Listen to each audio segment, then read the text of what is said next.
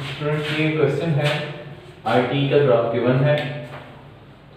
Graph से कहा गया है कि VT प्लॉट करें। VT प्लॉट करें अगर initial voltage across capacitor -5 volt हो, कैपेसिटेंस गिवन है 1 नैनोफैराड और आपने एनर्जी फाइंड करनी है एट t = 6 मिली सेकेंड। तो इनिशियल वोल्टेज हमें -5 गिवन है, मींस कैपेसिटर जब हमने ऐसे स्टार्ट किया कैपेसिटर के क्रॉस -5 वोल्टेज एग्जिस्ट कर रहे थे। तो हमने अब VT प्लॉट करना है, तो उसके लिए हमें VT फाइंड करना होगा। तो for this particular time interval 0 to 2 millisecond, 0 to 2 millisecond हम देखते हैं कि IT कितना है। IT अब क्योंकि हमें नजर आ रहा है एक रैंप फंक्शन है डिक्रीजिंग, तो इसका हमें एक्सप्रेशन चाहिए होगा। तो हमने स्लोप वाला फार्मूला यूज किया, y minus y1 x minus x1 y1 x1 both are 0 minus y2 is minus 10 micro minus y1 is 0 x2 is 2 milli minus 0। तो इसको सॉल्व किया तो IT हमारे पास आता है -5 मिली t। तो क्योंकि VT हमें पता है कैपेसिटर के वोल्टेज किसके इक्वल होते हैं, initial voltage plus 1/c integral of Ix। तो initial voltage plus C 1 nanofarad है और IT हमने निकाल लिया -5 मिली x dx। तो इसको जब हम सॉल्व करेंगे तो हमें इनिशियल वोल्टेज -5 थे, तो इनिशियल वोल्टेज की जगह हमने -5 लिखा, माइनस इसको सॉल्व किया -5 मिली डिवाइड बाय 1 नैनोफैराड, ये बनता है 5 मेगा और integral of x will be x square. तो इसमें लिमिट पुट की t से 0 की, तो ये बना -5 मेगा t स्क्वायर। अब हमने देखना है कि जो फंक्शन है वो हमें नजर आ रहा है कि एक डिक्रीजिंग पैराबोला टाइप बन रहा है, ठीक है, जो कि टाइम t =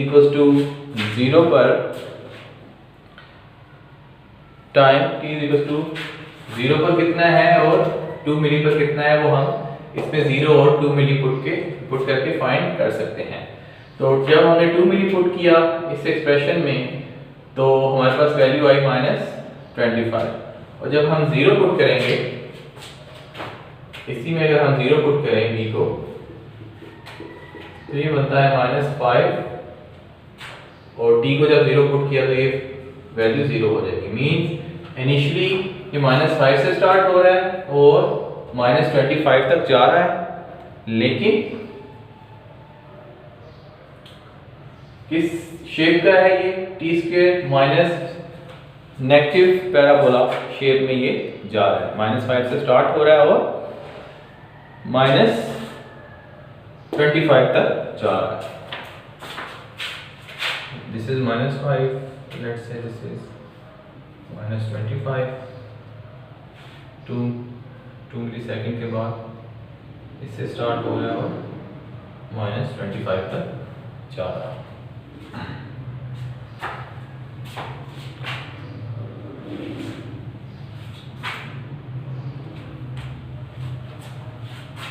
दूसरा इंटरवल 2 मिली से 4 मिली का, इसमें अगर आप देखें IT कांस्टेंट है 10 माइक्रो। तो हमें using slope formula IT calculate करने की जरूरत नहीं है, ये गिवन है -10 माइक्रो। हमने पुट किया VT में, VT = V0।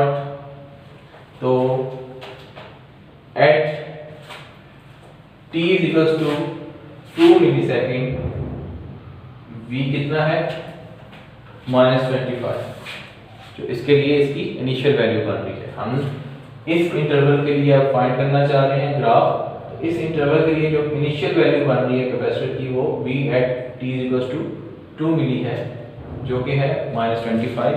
इसलिए हमने लिखा -25 v at 2 milli plus 1/c Ix dx। Ix हमारे पास 10 माइक्रो एम्पियर है डिवाइड बाय 1 नैनोफैराड। इसको हमने सॉल्व किया तो ये हमारे पास बनता है -25 प्लस 20 -10 × 10⁻³ t। तो +20 और -25 ये बन जाएगा -5 10⁻³ तो जब हमने t को पुट किया 4 मिली देखने के लिए, क्योंकि हमें इस एक्सप्रेशन से तो पता चल रहा है कि 10⁻³ t ये एक स्ट्रेट लाइन होगी, लेकिन ये कहाँ तक जाएगी वो देखने के लिए हमने t की जगह पुट किया 4 मिली। तो t की जगह 4 मिली जब पुट किया तो ये आंसर आया -5 -40 दैट इज -45। तो यानी कि 4 मिली पर ये लेट्स से -45 तक पहुंचा होगा। 4 मिली पर ये -45 तक पहुंचा होगा, जो कि डिक्रीजिंग स्ट्रेट लाइन है, जो कि नेगेटिव साइन हमें शो कर रहा है -10 × 10⁻³ तो सेकंड इंटरवल के लिए हमारे पास वोल्टेज आ गया। थर्ड इंटरवल के लिए क्योंकि करंट 0 है, करंट कांस्टेंट रहा 0, तो लिहाजा वोल्टेज में कोई चेंज नहीं आएगा, क्योंकि वोल्टेज का थर्ड इंटरवल के लिए एक्सप्रेशन क्या हो जाएगा, for third interval voltage will be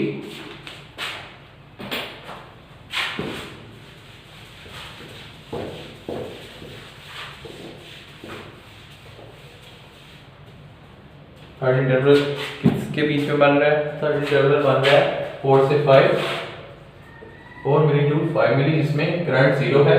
अगर करंट 0 है तो Vt किसके इक्वल हो जाएगा, हमें पता है V at 4 milli plus 1/c Is, क्योंकि करंट 0 है तो ये वाला पोर्शन 0 हो जाएगा। तो V at 4 मिली कितना है, V at 4 मिली इज -45। तो इस इंटरवल में ये -45 ही रिटेन करेगा। उसके बाद अगेन 5 से 10 तक करंट कांस्टेंट है, और time interval t less than 10 milli and greater than 5 milli current constant है। तो Ix इस केस में कितना हुआ, 10 माइक्रो एम्पियर।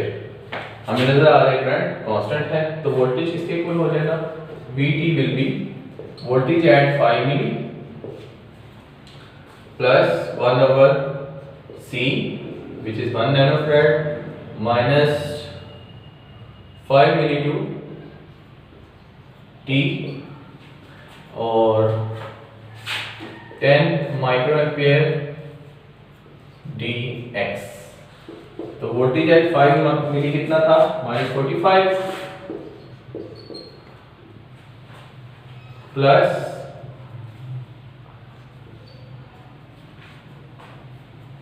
नैनो ऊपर जाके ये 10 के हो जाएगा, 10 के t पे सॉरी x पे लिमिट आ जाएगी t और 5 में। इसको अगर हम पुट कर दें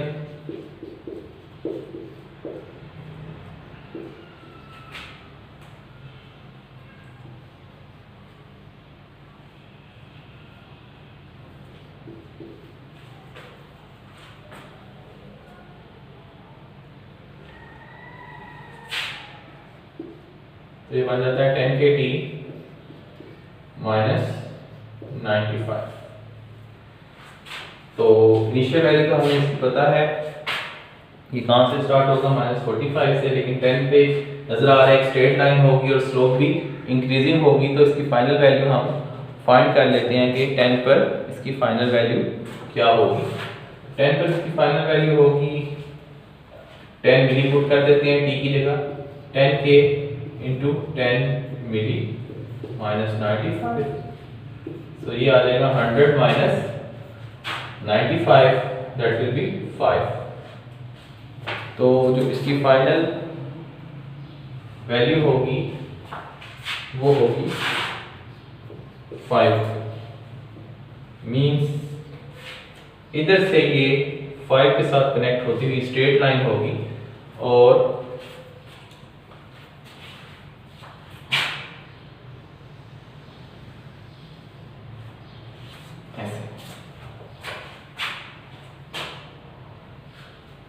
इस इंटरवल 5 मिली टू 10 मिली जिसमें करंट कांस्टेंट था, हम देख रहे हैं कि वोल्टेज कॉन्स्टेंटली इंक्रीज कर रही है एक रैंप फंक्शन बना के। और जब 4 to 5 करंट 0 था तो वोल्टेज ने अपनी प्रीवियस वैल्यू रिटेन की जो कि 4 मिली तक वैल्यू आ रही थी। और जब करंट डिक्रीज कर रहा था तो वोल्टेज भी पैराबोलिकली डिक्रीज कर रही थी। और जब करंट कांस्टेंट हुआ तो वोल्टेज ने मजीद डिक्रीज किया। उसके बाद जब करंट कांस्टेंट रहा तो उसने अपनी वैल्यू रिटेन की। जब पॉजिटिव साइड पे करंट कांस्टेंट रहा तो वोल्टेज ने इंक्रीज करना शुरू कर दिया। तो ये इस करंट के अगेंस्ट वोल्टेज का प्लॉट है। अब हमने फाइंड करना था एनर्जी एट t = 6 मिलीसेकंड। तो t = 6 मिलीसेकंड हमें वोल्टेज कैसे पता चल सकता है, क्योंकि हमारे पास 5 to 10 का वोल्टेज का एक्सप्रेशन मौजूद है। 10 kT - 95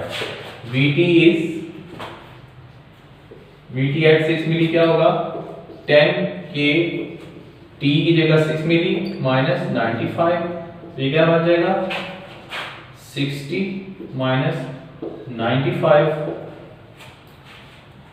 minus 35। Voltage at t = 6 milli is minus 35, तो VCT at t = 6 मिली क्या होगा 1/2 C V at t = 6 मिली का square, that will be 1/2 into 1 nano into voltage at t = 6 milli is minus 35 square.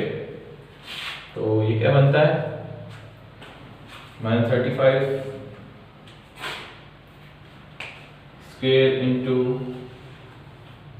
1 nano divided by 2।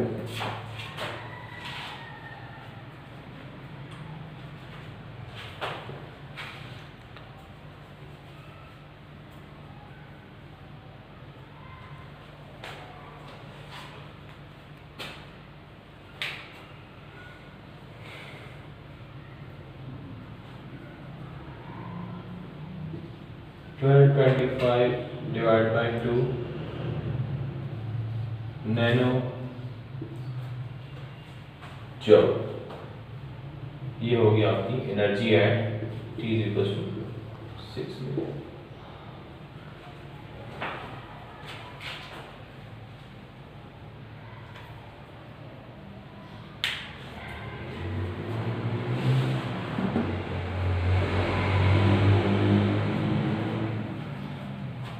I hope कि ये आपको clear हुआ होगा। हमने करंट का ग्राफ गिवन था, वोल्टेज को प्लॉट करना था। हमने वोल्टेज का वही स्टैंडर्ड एक्सप्रेशन, हमें पता है कैपेसिटर की वोल्टेज किसके इक्वल होती है Vt0 + 1/c integral from t0 to t ix dx। इस एक्सप्रेशन को यूज करते हुए हमने वोल्टेज फाइंड की और फिर उसको प्लॉट कर लिया। तो आई होप कि आपको क्लियर हुआ होगा। इसके अलावा हम और भी क्वेश्चन करेंगे, ये फर्स्ट पार्ट है। फिर जब हम इंडक्टर्स करेंगे वो भी इसी टाइप के क्वेश्चन हैं, तो आपको और ज़्यादा क्लियर हो जाएगा। तो होपफुली जब आप इसकी प्रैक्टिस करेंगे तो आपको समझ में आ जाएगा।